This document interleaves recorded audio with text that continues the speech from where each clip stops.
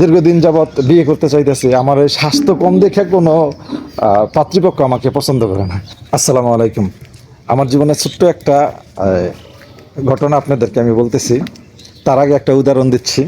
আমার দোকানে প্রতিদিন সকালবেলা আর বিকালবেলা একটা ছেলে এসে একটা করে স্পিরিট ক্যান খায়। তো কৌতূহল করে আমি জিজ্ঞেস করলাম যে তুমি প্রতিদিন সকালে একটা স্পিরিট খাইতেছো, বিকালে একটা স্পিরিট খাইতেছো, ব্যাপারটা কি? তোমার শরীরে তো সমস্যা হবে। তো সে আমাকে বলল, কি সমস্যা হবে? আমি কই, এই যে কয়দিন পরে দেখলাম মোটা হয়ে গেছো গা, তো এটা তো শরীরের জন্য ক্ষতি। সে আমাকে বলতেছে, আমি তো এইটাই চাই যে আমার স্বাস্থ্য মোটা হয়। তো আমার হাসি উঠে গেল। আমি বললাম, কেন?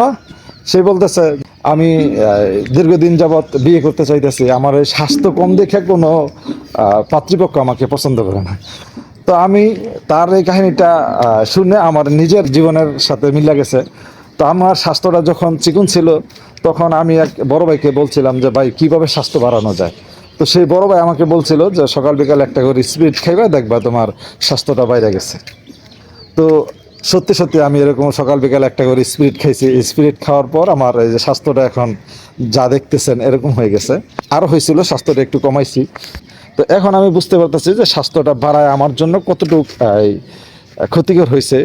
যে এখন ডায়াবেটিস বাইরে গেছে, তারপরে প্রেশার বাইরে গেছে, চলাফেরা কষ্ট, খাওয়া দাওয়া কমাই দিছি। তাকে আমি এগুলো সব বললাম। সে বলতেছে যে, আঙ্কেল সমস্যা নাই, আমি মোটা হইলেও সমস্যা হইব না, আমি আল্লাহর রহমতে ভালো থাকবো। তো তাকে আমি অনেক বুঝানোর পর সে বুঝতে চেষ্টা করলো না। তার মোটা হইতে হইব, তার বিয়ে করতেই হইব, কারণ তার স্বাস্থ্যের জন্য তার বিয়ে হচ্ছে না।